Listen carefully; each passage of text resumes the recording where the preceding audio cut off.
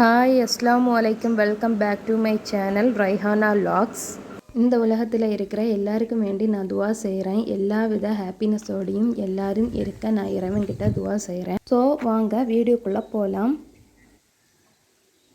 இன்றைக்கி வ்ளாக் என்னன்னு பார்த்தீங்கன்னா டெய்லி ரொட்டைன் தான்.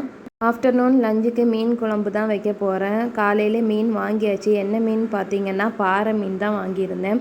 அவங்களே தொழில் சீவி கட் பண்ணியும் கொடுத்துட்டாங்க. மீனை ஃப்ரிட்ஜில் வச்சுட்டு கறிக்கு தேவையான திங்ஸ் எல்லாம் எடுத்துகிட்டு இருந்தேன். ஃபஸ்ட்டு ஒரு 7-8 காஞ்ச மிளகாவை தண்ணியில் ஊற போட்டிருந்தேன். ஃபஸ்ட்டே தேங்காயெல்லாம் திருவி ஃப்ரிட்ஜில் வச்சுருந்தேன். அப்போ தான் கறி வைக்கும்போது ஈஸியாக இருக்குங்கிறதுக்காக தேங்காய் அரைச்சி தான் இன்னைக்கு மீன் குழம்பு வைக்க போகிறேன். ஸோ ரொம்ப ஈஸியான ஒரு வேலை தான். இன்றைக்கி டக்குன்னு வேலை முடிஞ்சிரும். கறிக்கு தேவையான இன்க்ரீடியன்ட்ஸ் என்னெல்லாம் பார்த்தீங்கன்னா தேங்காயில் 1 ஸ்பூன் மஞ்சப்பொடி, அப்புறமா 1/2 ஸ்பூன் பெருஞ்சீரகம், முழு பெருஞ்சீரகம், அப்புறமா ஊற வச்சிருக்கிற அந்த வத்தல் மிளகாய், அப்புறமா வந்துட்டு ஒரு சின்ன உள்ளியில் ஒரு 5-6 சேர்த்து நல்லா மை போல் அரைச்சி எடுத்துட்டால் போதும். தேங்காய் அளவு எவ்வளோன்னு பார்த்தீங்கன்னா ஒரு அரை முறுக்கு கொஞ்சம் கம்மியாக தான் தேங்காய் எடுத்திருக்கேன்.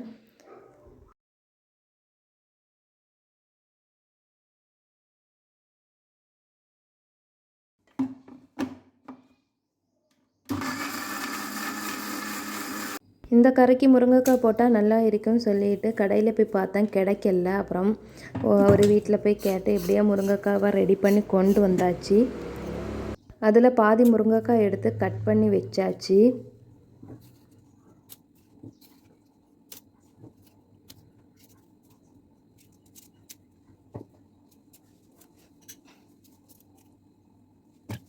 அப்புறமா என்ன மீன் கழுவுற ஒர்க்கு தான். அதையுமே உப்பு போட்டு மீன் கழுவி பாதி பொரிக்கிறதுக்கும் பாதி கறிக்குமா ரெடி பண்ணியாச்சு.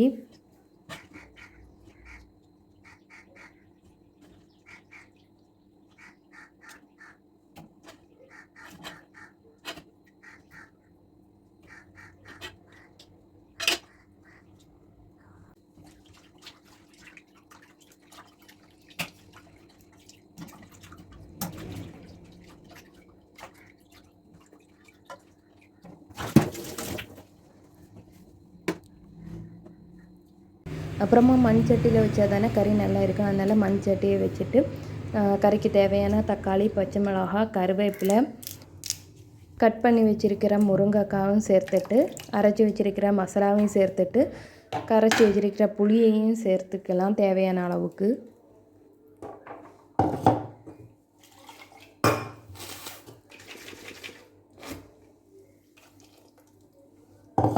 கறி கொதித்ததுக்கு அப்புறமா மீனும் சேர்த்துட்டு முருங்கைக்காவும் மீனும் வெந்ததுக்கு அப்புறமா ஃபைனலாக வந்துட்டு வெந்தயமும் சின்ன உள்ளியும் ஃப்ரை பண்ணி சேர்த்தா குழம்பு ரெடி ஆயிரும்.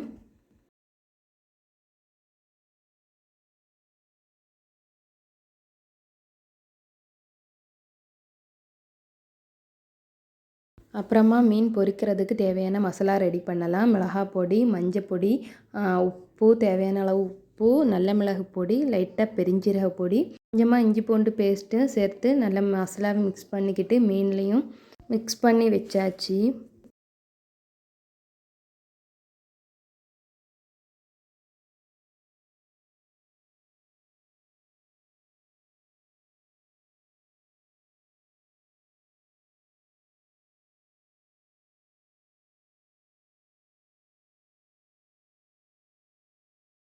கறியெல்லாம் தாளித்து வீழ்த்தினதுக்கு அப்புறமா இருந்த பாத்திரத்தை எல்லாம் கழுவி வச்சாச்சு.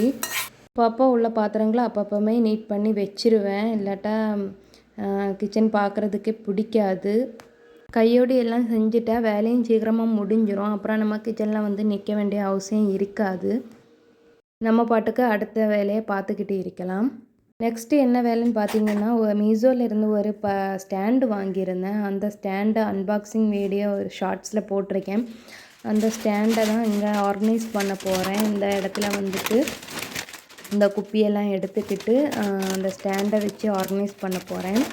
ஆர்கனைஸ் பண்ணுறதுக்கு நிறைய திங்ஸ் எல்லாம் இல்லை, இருக்கிறத வந்துட்டு அது மேலே வச்சு செட் பண்ண போகிறேன்.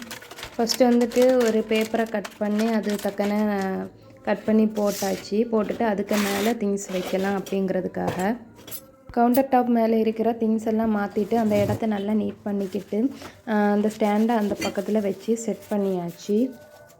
ஆயில் பாட்டிலெல்லாம் வைக்கலான்னு தான் அந்த ஸ்டாண்டு வாங்கியிருந்தேன். ஆனால் ஆயில் பாட்டிலெல்லாம் வைக்கிறதுக்கு அது செட் ஆகலை. அதனால் வந்துட்டு மசாலா டப்பாஸ் எல்லாம் வச்சுக்கிட்டு பக்கத்துலேயே அந்த ட்ரேயில் வந்துட்டு ஆயில் பாட்டில் எல்லாம் வச்சு செட் பண்ணிட்டேன்.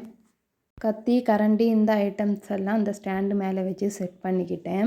அப்புறம் எல்லோரும் கிச்சனை க்ரீனிஷாக வச்சுருக்காங்க இல்லையா, அதனால் நானும் க்ரீனிஷாக வைக்க போகிறேன். அதனால் ஃபஸ்ட்டு டைம் ஒரு மணி பிளான்ட்டை கொண்டு வந்து ஒரு கப்பில் வாட்ரு வச்சு அதில் வந்துட்டு மணி பிளான்ட்டையும் செட் பண்ணி வச்சுக்கிட்டேன். இப்போ தான் அந்த ஸ்டாண்டுக்கு லுக்கே வேறு மாதிரி இருக்குது. ஸோ ஃபைனல் லுக் இப்படி தான் இருந்துச்சு. இனி தான் மசாலா டப்பாஸ் எல்லாம் வச்சு செட் பண்ணணும். நெக்ஸ்ட்டு வந்துட்டு மீனை ஃப்ரை பண்ணி எடுத்துக்கிட்டேன். வெங்காய எண்ணெயில் பொரிச்சா மீன் ஃப்ரை ரொம்பவே நல்லா இருக்கும். அது கூட கொஞ்சமாக கருவேப்பிலையும் சேர்த்தா இன்னும் நல்லா இருக்கும். எங்கள் ஊரில் மழை வரும் போல் இருக்குது, ஆனால் மழை வரல. லைட்டாக தூத்திக்கிட்டு போயிடுது. ஒரு பக்கமாக மீனும் ஃப்ரை ஆகிட்டு இருக்குது. ஸோ இன்னும் லஞ்சு வந்துட்டு ரைஸும் மீன் குழம்பும் மீன் ஃப்ரையும் தான் ரெடியாகி சூடாக போட்டு சாப்பிட்டும் ஆச்சு.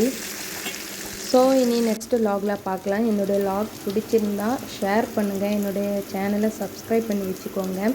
பெல் பட்டனையும் கண்டிப்பாக கிளிக் பண்ணிக்கோங்க. அப்புறம் லைக் பண்ணிக்கோங்க. ஸோ இன்னொரு வீடியோவில் பார்க்கலாம். பாய். அஸ்ஸலாமு அலைக்கும்.